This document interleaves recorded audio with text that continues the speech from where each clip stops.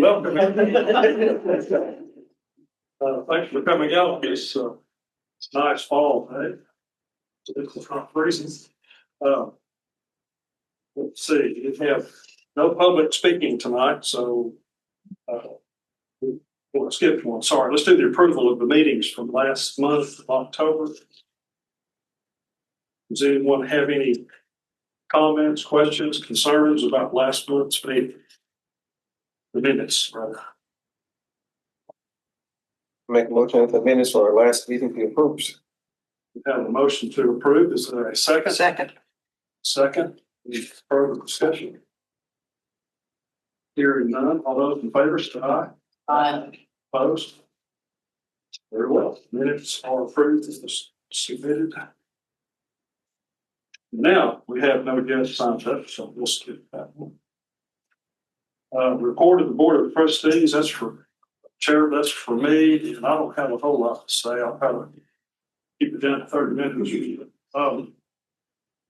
We had a, let's see, we met last Friday with Vandy, myself and Anjanae, just kind of our little collaboration meeting that we have. Oh, and Ann was there too. Sorry. It's just kind of a way for us to make sure we're all working good together with the board and the foundation and those are kind of ongoing, kind of trade bars and so forth. Let's see, the budget. There's had some staff changes at the core.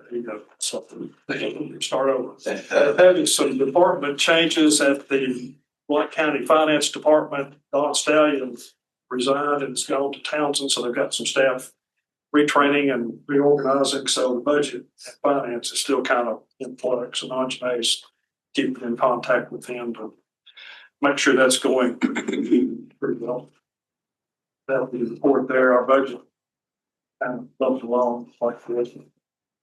Let's see. Dawn Reagan's out tonight with the back injury, not injury, but back pain over some hard manual labor apparently. And Richard's out. I think we have a quorum, so we're in good shape. Y'all may be aware of the letter that we received from the state librarian with the review of the children's books, and Dustin has been in communication, has attended some Zoom meetings this past week, and we want to suggest maybe an ad hoc meeting for the board on January 13th, 26, which is a week ahead of our regular meeting. We'll talk about that. We're in pretty good shape on that. We're kind of, Dustin has received some guidelines from the state librarian, and our review is kind of maybe down to 100 books or so. Is that kind of accurate? So it's not as bad as we originally intended. So we're thinking of maybe an ad hoc meeting at 4 o'clock on the 13th, and then following our regular board meeting after that. And again, that's a week earlier than our normal. So that's the Tuesday the 13th instead of whatever the next 7 days from that, instead of the next week. So I would entertain a motion to do that if you all are in agreement. So moved. Is there a second? Second. Okay. Any further discussion? We'll kind of, the report is due on January the 19th. So it'll give us a few days ahead of time so that to finish up and get that to the, yeah. So, okay. All those in favor of the January 13th meeting date at 4 o'clock? Aye. Opposed? Motion carries. So that's easy. And that concludes my report. So I'll say something else. If I just let me ask one question, would we do that and then the regular meeting on the 20th? No, just do both of them on the. Just do both of them on the 20th. Yeah. I think that's Yeah. Just, Much more efficient. okay. Well, that's never been, that's always our goal, but it never quite seems to work out that way. okay, let's see, Dustin, it's time for your report if you. Absolutely. So I know there's a lot on our plate today, so I'll keep my report a little short. Let me start by saying that I'm really looking forward to Staff Development Day. And also the holidays, I have heard that Santa's going to be coming here. If you guys would like, I would love to see everyone's support for Santa on December 9th, 5:30 to 7:30. December 7th, we're having a gingerbread house voting contest. And I have heard so far, we have all the way from ages 13 to 65 that are participating. So it's gonna be kind of fun. It's an all-day voting where we're gonna come in and you get to see the best ones that you would agree with. The Salvation Army, we partnered with the Salvation Army to do a giving tree this year. So patrons will find a tag on the tree asking for the purchase of an item. And if they choose to participate, they can take the tag off the tree, go to the store, purchase it, return it back to the Salvation Army. The proceeds, I believe, are going to go to the unhoused. We were also looking at the possibility for taking on an angel tree from the air base. They were not able to do it because of the shutdown. Since they did not have a home, but they did find another one, I've been told, so we just have the one. I really want to thank all of you guys for approving the teen homecoming night. So we had 27 teens that signed up for that, and we had 100% attendance. That is never a thing that happened in the teen program, so thank you all very much. We had 5 parent chaperones, and the kids all dressed up in their homecoming garb to come in, do the dance. We had a lot of very positive comments from the parents, especially the parents of the homeschooling children that wouldn't have gotten a chance to do or participate in any kind of a dance. I also have to give many thanks to the staff, in particular Polly, for developing the program, Zoe, Chelsea, and Sarah in reference for their participation to help make the whole thing a big success. This is a very small thing, and I assure you it doesn't make sense, but it does make sense. You'll see a small adjustment in our prices at the cafe. We've been recently told that our bank will no longer offer us pennies. So what we're going to have to do is explore a little bit of ways to be able to round up and down to be able to get to that 5-cent mark. We did, thanks to a couple of staff, do a quick pivot, was able to get about 2 weeks worth. So if you would like to empty that big jar at home that you've got, we'll be happy to take them. I had the pleasure and the privilege this month of accepting an award on behalf of the library for our partnership with Project Hope. For those of you not familiar with it, the program was created by Logan Hill, and it's an amazing opportunity that teaches kids STEM through gardening, and they also teach finances. This is an Alcoa initiative. It's intensive with meetings on Saturdays for every Saturday for 6 months. The kids not only learn how to grow their own vegetables, but they also learn how to save. Just like planting a seed in your finances, they're given a budget for investing. They're given actual money to start working on their savings account, and they start getting a small stipend to be able to invest money, real money. As soon as I got contacted by Mr. Hill, I asked him, why weren't you around whenever I was a child? Really, that's all I have for my report. I'm going to turn it over to Anjanae for the finance. Hi, very similar to last month's. We are tracking well. We are maintaining, we're just underneath our percentage projection for total expenditures. We are still monitoring and are in discussions with the finance department with regards to our food services line. As you can tell, we're doing very well in our revenue in terms of the library cafe line, copies, and of course, the second quarterly payment for our funders has been received. So what is it? The main thing to just keep in mind is that the capital has been pulled out of the operating expense, and that is because the finance department has moved our other contracted services, which is the funds that we share or over the course of the year pay out to general services for the maintenance of our building and all that entails, our custodial, things like that. that has been moved to the capital line, so that's where you'll see it. You'll notice that by looking at the narrative page, that it says that we've only utilized 93% of that. We don't have control when General Services makes request for those funds. We can utilize, so the 0.93% that has been used, we have used that in making sure we replace one of our Crestgions. So it's kind of available to us for some things, but mainly it is for the maintenance of the building and things like that. Any questions on the finances? Then next month, we are going to be sharing or introducing to you all a visual representation of the spreadsheets that we share.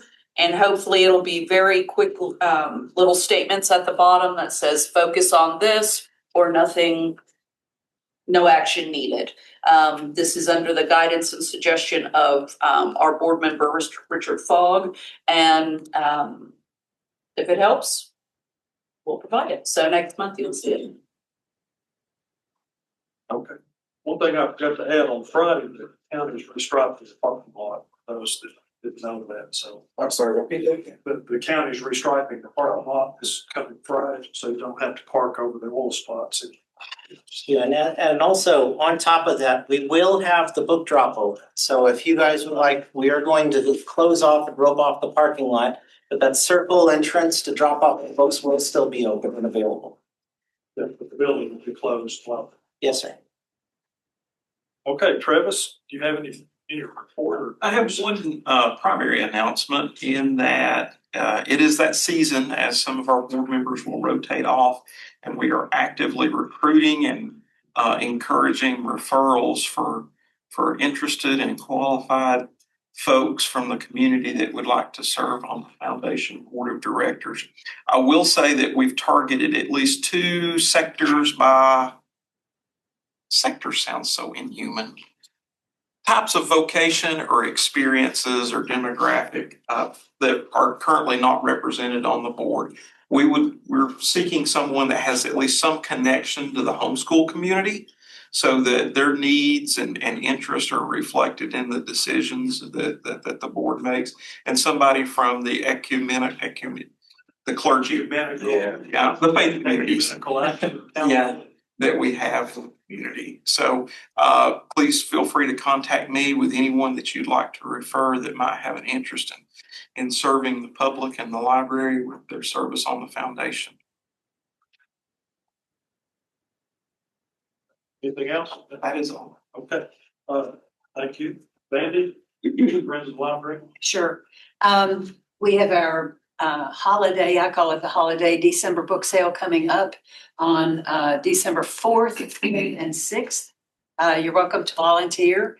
But if you've not been to a book sale, and I don't know if you all have, but if you haven't been to a book sale, I encourage you to do so. They're a wonder to see how well it runs and the machine they've got going on the lower level. The December 4th is a Thursday, and that is strictly for members of the Friends of the Library, and which is a really nice thing. They get considerable benefit for taking advantage of that membership benefit coming on Thursday. We also, I wanted to tell you may remember, eBay gave us a $10,000 grant last spring, I think is when we were actually notified, to do basically education of other organizations like ours on how to utilize eBay. And so our eBay team, headed up by Dee Barham, has been doing these weekly workshops. And from what I understand, they're tinkering with things and are already beginning to use some of the sales and marketing techniques that they're learning. And sales are up in eBay.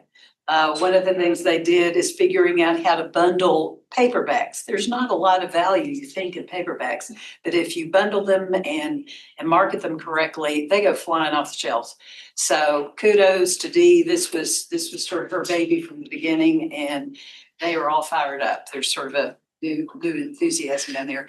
And the other thing, I'm sharing this with you because we're all sort of in the mode of strategic planning right now, all of our entities. So I'm guessing that all of you have been in some kind of an organization in your lives where you did some strategic planning. And typically, visioning is one of the things you do first. How can you draw a strategic map somewhere if you don't know where is? Well, we turned that on its head when we did our strategic plan last year, because there were a lot of operational and organizational challenges that the Friends had that we figured we needed to strategically address immediately. So now our board, we're in the implementation phase. That's the hard phase. The easy part is doing the plan. When you start implementing it, it's slogging along day by day, trying to pull things together. And what everybody has discovered, which we thought they probably would, is that we don't know where we're going with the Friends. So we're doing, I know this makes you have heartburn that I'm describing what we did this way, but it's actually, I think, working, it's kind of exciting because they're asking questions like, well, how much money do we make? And do we ever do anything else besides this? And what happens in 10 or 20 years? And so it is queuing up a visioning workshop that we're going to do in January. We're asking Bob Myers, who was our facilitator for our strategic plan, to come back and do that. So we're really excited about it. And I'll let you other strategic planning experts know how it goes to do it backwards and upside down. And that's all I got. Okay, thank you. Liz. Yes, hello. So I sent our November report, as well as the regional ebook audiobook download system circulation stats for October. So just to highlight some of our training opportunities that we provided this month and one for next month. We had an excellent workshop with Dr. Kara Sprouse on generational fluency in building in the workplace. There are many generations in the workplace now. And so it was a really great workshop for her to kind of go through all of those and talk about how they can all preferences of communication and other things. And we had a great contingency from Blount County, so we were glad that they could attend. Thanks for coming. That was the Art Circle Public Library. And then for December, we will have a tech roundtable about maximizing using Google tools, maximizing efficiency. So that's always something, time management's always something we can all use. So that should be a good session. We are reminding our libraries and boards that the Governor's Early Literacy Foundation, GELF, is currently taking applications for storybook trails for both creating new storybook trails and also refurbishing existing storybook trails. What else? And then we are also, I know we've sent out things already about the Tennessee 250.com, the Tennessee Commission for the semi-quincentennial. Ask me how many times I said that. I've had coffee. So we're sharing information about the Tennessee Commission for our semi-quincentennial celebration, and we're offering 2 different grants. We've already closed one cycle of grants, but there's another cycle that is going to open very soon for applications, and the deadline will be January 15th, I believe. And so there are project support grants and then community support grants, and you can see all about those different things and opportunities for that. They had $3.5 million to give out in grants to go out into Tennessee communities. So I want everybody to know about that. And then the only other thing that you all have that I passed out here is this is the standards analysis report that compiles the, you all know, you're familiar with the fact that we have Tennessee standards for public libraries. And those are based on the library level, which is set by the service population for the library. So we took the various areas of the standards, so governance, personnel, technology, facility, community relations, lots of different things to look at, planning. And the library directors respond to a standard survey and say yes or no if they meet the standard or not in July. And so we just provide the compiled analysis for you all. Each area is color coded, so it should be, I think, and 11 pages. And there are 3 main columns. The 2025 column reflects what the response was for the standard survey for this past fiscal year, 24-25. And then Blount County is a level 5 library, so a top tier for service population level. So the second column is the percentage of all other level 5 libraries across the state that meet that standard. And then the third column is the Tennessee average. So all libraries that meet that standard regardless of level. I would say you use this for improving, but you meet quite a few, almost all the standards. It's an in-house evaluation tool to use for long range planning. So we just like to provide you with that so y'all are aware. And you marked yes on most all of them. So kudos. It's also for bragging rights. So, I'll take that. yes, you should take that for bragging rights for the library and the staff for meeting all the standards. Congratulations. Great. Okay, thank you very much.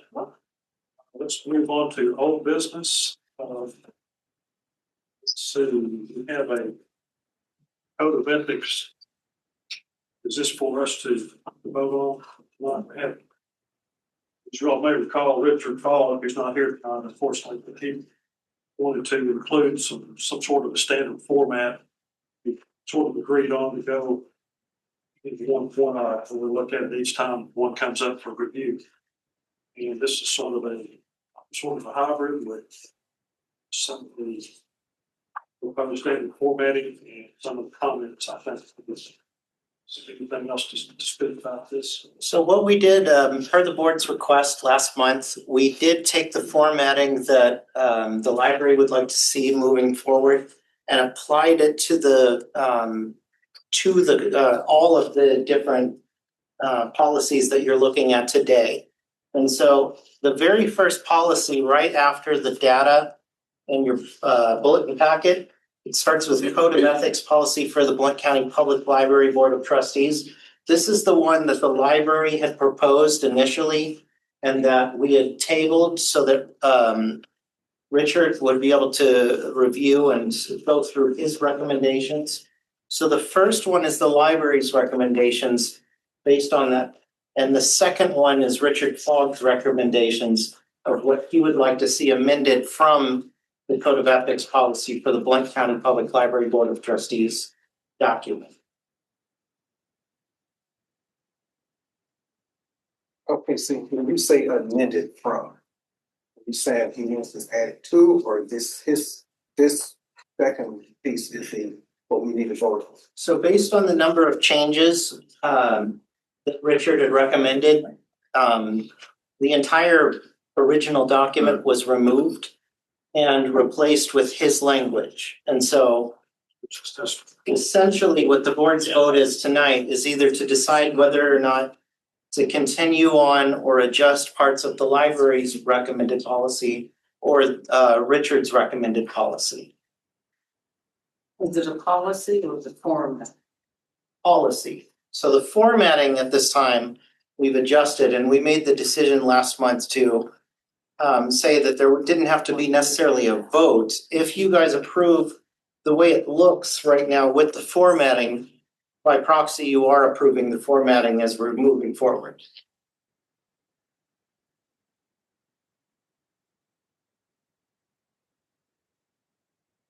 I wish Richard was here to speak to his version. I like it. I think that it has streamlined a lot of what it. I think there might be some content in the current iteration of the ethics policy that's not actually applicable to ethics. I think that he is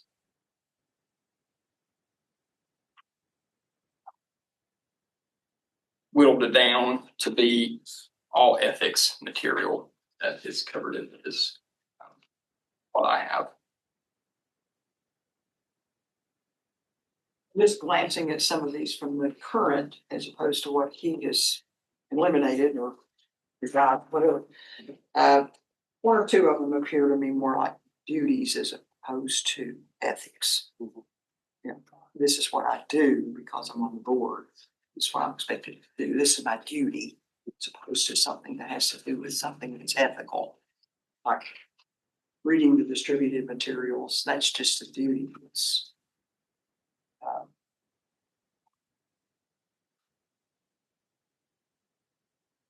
In my meetings with Richard, one of the things that he discussed was his concern with too much specificity in the first document.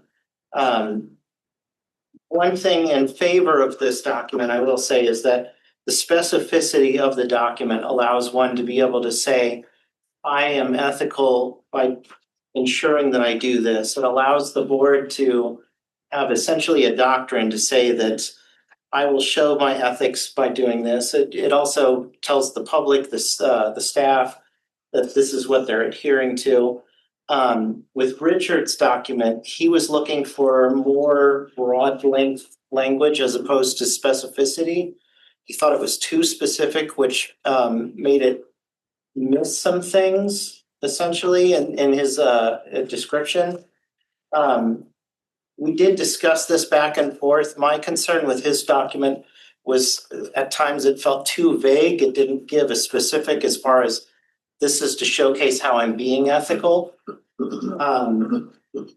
This is a policy for the Board of Trustees to follow. So I would say that this is entirely the decision based on the board. This is overarching your doctrine to say what your ethics are based off of. One thing that I would like to state that if we do decide to go with Richard Fogg's proportion of it, especially is that in the policy statement, he has written all library board and library staff are expected to act in a manner. And essentially, he's wanting this to become also a staff doctrine as well. My concern with that is that the staff ethics is already in the employee handbook, which we sign every year, the county handbook as well, which we sign when we're employed. This would be a third redundant piece that we would also have to sign as well if this were approved. That's redundant as far as I'm, yeah, there's no point in that. And I'm not sure from a legal point of view that as a board of trustees, I don't think we can override anything that from a personnel standpoint for county employees. I mean, I think we can say it is our hope that employees behave according to the code of ethics that we have adopted. But unlike what we've got as far as this board is concerned, there's not much that we can, there's nothing that we can do for the staff. Just make suggestions, but that's it. Correct. And that's, I mean, and so I don't know that I think that's almost an unnecessary part of it. Well, what I will say is that the language in the ethics portion for the library does match very similarly the ethics in this document as well. We also have our kind of individual statements. I did add a broad statement to kind of capture both what Richard's concern was with ours, but also keep the individual statements so that we as staff can tell the public this is how we're being ethical. And so it does already kind of get to the crux of what Richard, I believe, was looking for. I can't speak for him, obviously, but in our discussions, that was the big concern that I remember him bringing up with this policy. And you feel like you have adapted that? In our ethics, Yeah. Yes, ma'am. Yes. You know, when I read that, I agree with what's been said here. My opinion, it's just me speaking. My opinion, this just too vague. It's just too vague. I'm going to be devil's advocate here for just a second and say that sometimes when you're too specific, you box yourself into a corner that you really don't want to be in. Personal, from practical experience, professional experience. So that's just my 2 cents worth on being overly specific. And we do kind of, yeah, we will do this. Well, be careful that you don't box yourself into a corner that you really don't want to be. So that's the advantage to the vagueness. I think in some cases you can, you know, and that's just me being kind of the flip side of that coin. And while there are a lot of overlap and nuances, the one that's recommended by the library has a history because it was founded on all the ones that have been in use for decades. And it is pertinent to our library. I did ask Summer to look at the history of this document. And the oldest that I think we were able to find was 2005? And it was a similar language. But you took the spirit of what was of his concerns. And those are incorporated into the library written one. Is the library written one? You took the spirit of what the second one is concerned about and incorporated what should be incorporated into the library one. No. No, I'm just saying that there's an overlap. They're not in conflict with each other. We took Richard's suggestions and applied them Thank where you. we could to this. Thank you. Yes, Thank we took out certain statements that he had an issue with from the original one about it being a right. Oh, yeah. So, I'm yes, just saying it's, they're not necessarily in conflict with each other. The content is not necessarily in conflict. It's more of a way of looking at things. I'm sorry. I apologize. I am a little, Well, I'm sorry. Okay, I think I understand, so. Okay. So it seems we're kind of at an impasse. I don't know how to go forward because we have all these different opinions and I don't know how we bring this to a close. So, you know, we could sit here for the rest of the night and discuss fine points. Is it too vague? Is it not vague enough? Is it too specific? You know, I don't know how we solve this problem. So that's my, I like the formatting. I mean, it's the same format in both Richard's and the other one, correct? yeah, pretty much. It's just the original one has a lot more, you know, as we say, a lot more bullet points. Bullet points. So how do we decide what bullet points to go in and what to take out? I move to approve the format. Can we do that at least? Oh, sure. And then maybe table which of the two policies until our next meeting.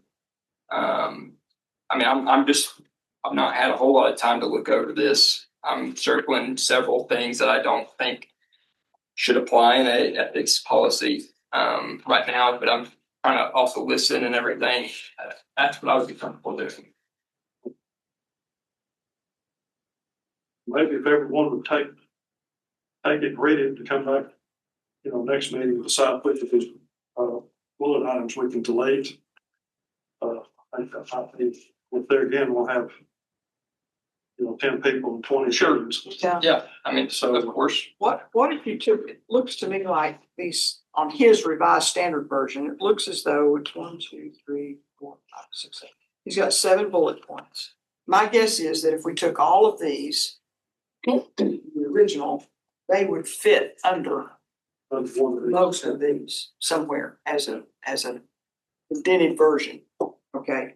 So if they're addressed in this, somehow, Right. if you had it as an addendum, okay, if somebody asks for specifics as to what must comply with all applicable laws, regulations, and policies, what half a dozen bullet points here fall under that category. So you would still have access to it. Okay, and that might be more work than anybody wants to put in, so. But my guess is that all of these things will fall under at least one of those bullet points that he's got right here. So I don't have a problem with the specificity of it. If it makes everybody more comfortable, I'm fine with it. I don't have a problem, but I think I'm going with you. Which one of the first one? Which one? do you Yeah, want? All these bullet points. Of the first Fine, but I'm guessing that all of these bullet points at some point, if you had like an outline version, this is A, and you got your little outline going, I'm sorry, and She's saying that most of these will fit. will fit under. The first one, both the first one fit under the sections. Right. Okay. These are his bullet points are general, these are very specific. The specific will fit under the general items in some fashion, be my guess. So the question is, do we want to explain what these lesser bullet, do we want an explanation for what that means actually? What does that involve? Or just leave it like it is? We don't have to have, so. So you can see we've spent how many minutes already? The Yeah. whole committee is, going down the rabbit hole on these lines. Right. My concern is how do we come to conclusions? We've got all this stuff to figure out, and this policy's been in effect since 2007, Have there been any issues that have come up because of this policy ever? It seems like we're making changes just for the changes' sake. There's never been any issues with ethics. If we've ever had the closest thing to this is attendance issues. And that was always, a person-to-person conversation and an understanding, and either one decision or another was made. I just want to say every one of you come from different walks of life. And what this policy does is set expectations for what ethical behavior looks like. So it might look insignificant. Right. But there are some statements in here that are very central to the core of delivery of library service, that if they are removed from this, could really alter our delivery of library services. Please keep that in mind. Would you know this if it wasn't stated in this policy? Have you read it somewhere else? Anywhere else is it asking you to consider the decisions that you make with these?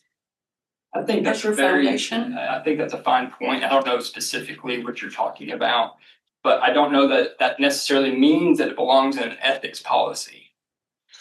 It might belong in another policy, but maybe not necessarily as an ethics policy. So what kind of policy could we put it in? I don't know. Because I don't if there know was, what you're talking if, because this is the only policy that deals with board members. That is perhaps why it's there, Yeah, right. so. That makes sense. Yeah. Yeah, and even if that's just why it's there, because it's the only one that applies to trustees, I don't know that it needs to be in the ethics policy. Maybe there needs to be a new policy. I don't want there to be a new policy.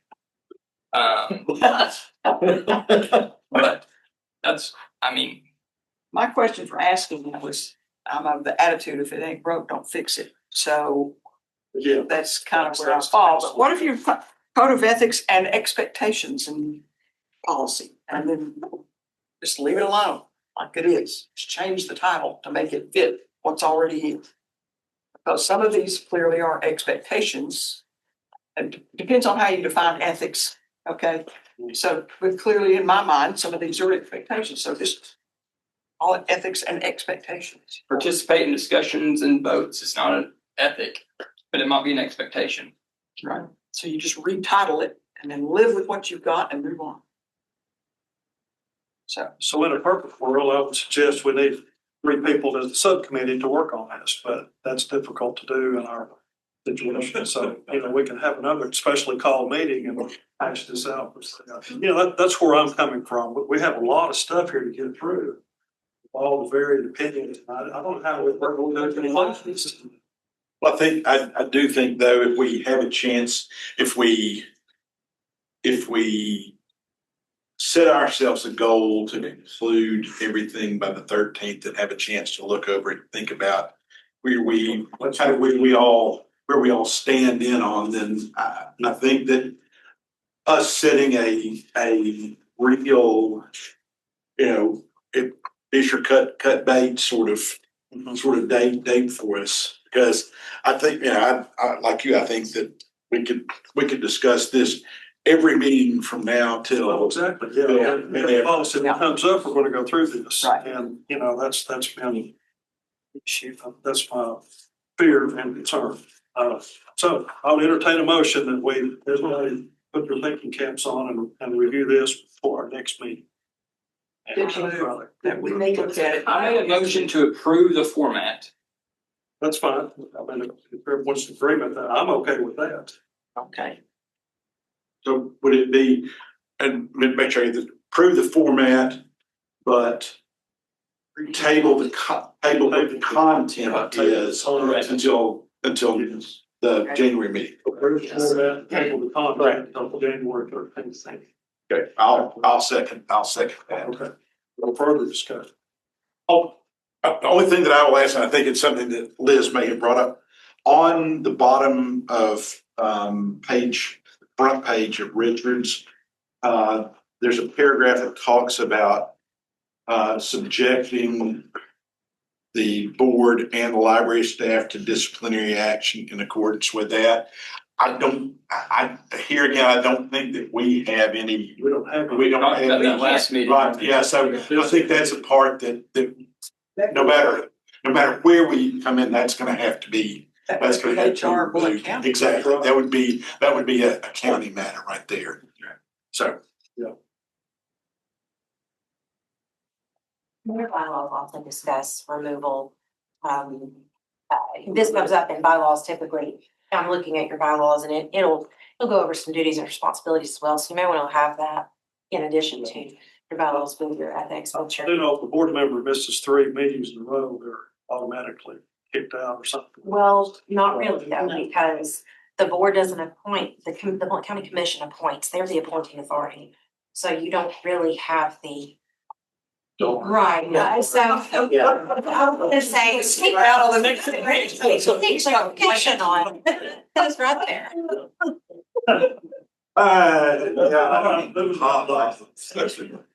We don't have a first to say, okay, all those in favor? Say Aye. Okay. Opposed? Nay. So we will do that on the 13th.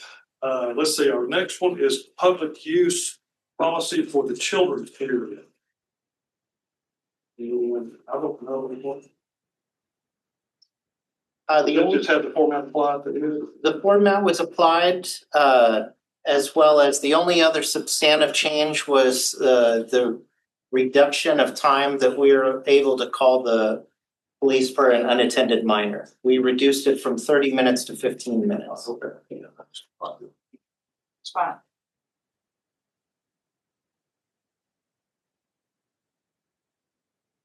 Okay, I would entertain a motion to approve this policy. I move. Second. Second, any discussion as it is? All those in favor, say aye. Aye. Opposed? Motion carries, so that is good. Then we have the my favorite one here, the book cafe, employee health policy and funding. So we have received, do not show up.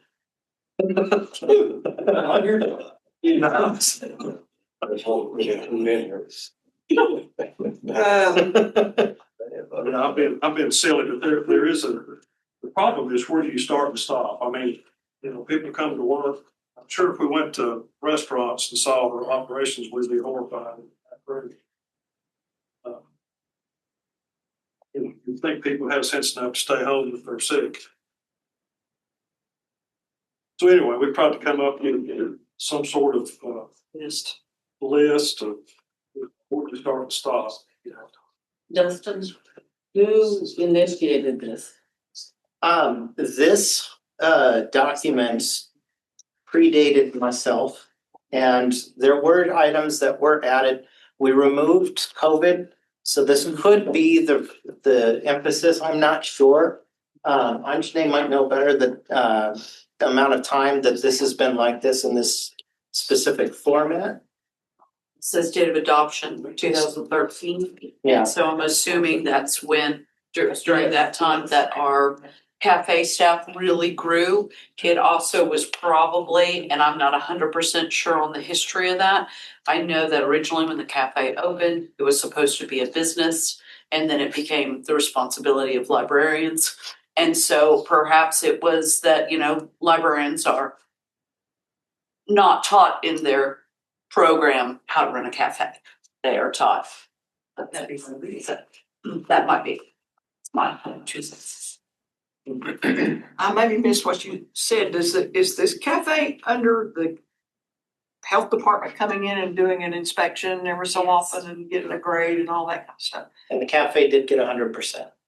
Great. Well, with this, because I always read those in papers, see where I'm going and where I'm not going. So some of this, would it not fall under the health department's guidance or, I mean, I don't know the laws and rules, but. So regarding the specificity of this does kind of, I will say personally, for me, this reads a lot whenever you look into the specifics as procedural guidance. And therefore, if the board would be permissible for this, I am in favor personally of removing the specifics for this portion of it. Because Which one? Which part? All the diseases and. cafe employees must also notify the hospitality services. I would, on page 2, I would recommend the removal of the first paragraph as well as the specifics. There is an expectation that they do not show up for work whenever they're sick. We do discuss that in procedural guidance. They are expected to tell their direct supervisor. So therefore, some of this content does read as a procedural document. I've worked in restaurants. I never had to tell the director and the hospitality services manager and the, I mean, there's things I overcame. A lot. Yeah, I would call in and say I'm sick, not Something in, like that should be the expectation. It should be understood. Yeah. They should sign. How that should be in here, I don't know, but. What about the? Maybe we should just create one. Create one. Well, we'll have leprosy if you guys want. No, it's not. Because at that point.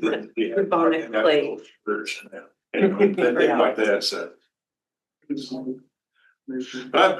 I'm okay with removing those because I think that if there is, if somebody comes in that doesn't happen, then all of a sudden, I think it does become the purview of the health department, and the State Department of Health. So I think these may be a bit redundant also. Yeah. Okay, so we have a motion for that. To remove. I move that we take out the first paragraph on page 2 along with that bulleted list of illnesses and whatever. Including what? Motions for a second. Second. Any further discussion? Well, okay, so obviously that paragraph or sentence after the list would be removed too. Correct. Yeah. Yes. So all of that. Yeah. On page 2, that lists. Okay. Okay, all those in favor, say aye. Aye. Opposed? Motion carries. We will make those changes. So I just noticed this and I liked it. Flipping through this. They all look alike. Looks good. You all did a good job As far as the. Yeah. format and Yeah, I everything. think that was the original. There was a lot of summer. Yes. Good job, Summer. And as we go, as ongoing, as we review policies, we're going to try to incorporate this. When they come up for review, they're kind of on the 1 year, 2 year schedule full time. So. Thank you for doing that. And you Richard for. Everyone's supposed to approve it. Have we voted to approve it? That was just to remove it, right? It's true. Remove and approve. Yes, but we've not voted yet to actually approve the policy. Is that correct? We just voted to remove this part, but not to. Clarification. Yeah. So- Need to move that. Accept So we have a motion to accept the policy as written with the changes. I would move. Is there a second? Second. Further discussion? All those in favor say aye. Aye. Opposed? So then the policy is approved with the stated amendments. Said, Yes. whatever. And then our last policy to look at, I guess it's really it's the employee handbook for the Blount County Public Library Board, which is separate from the Blount County government. Employee handbook. They are related, but they're same, different. Is the wording, you said, I haven't looked at, they were both the same, basically. So the Blount County Government Handbook is not up for review because we don't have anything to do with that. The county does that. That is a separate handbook. It is not libraries. Our library handbook sits on top of. Is specific to the library. Specific to library. Employee of Blount County. Yes. Yeah, I'm not sure what, someone speak to what changes, or we just updated. There's multiple changes, so I will say that if you guys would like. Last month. Last month. Okay. That's right, we did. So this is just up for approval as submitted Yes, sir. in this school. Okay. Well, I hope everyone's had a chance to kind of look through here. It looks good to me. So, And based upon some of the redlined parts that were from last month, it looks,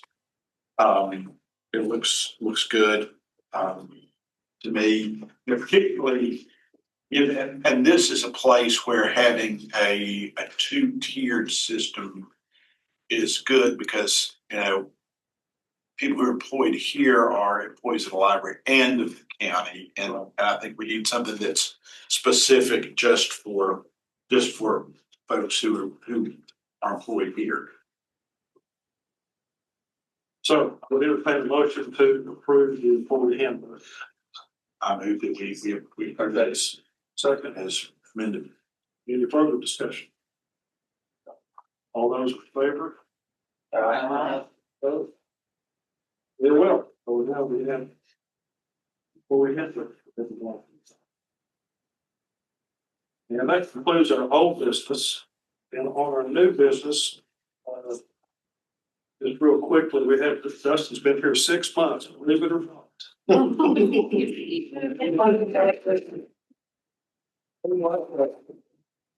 Years, Yeah. Anyway, everyone had, the board all had, the questionnaire, went through, and that was reviewed, and we kind of put that together, so that's due to be submitted to the county HR. So I don't know if anybody wanted to speak to that real quickly. There's not a whole lot you can say over 6 months, I guess, except I think you've done a fine job. And Dawn I think she was working on getting everything compiled. She went through all the ABCs and, did all the percentage, categorized all that stuff, and that's available if anyone would like to see it, but. I would like to see. $20, another valuable consideration.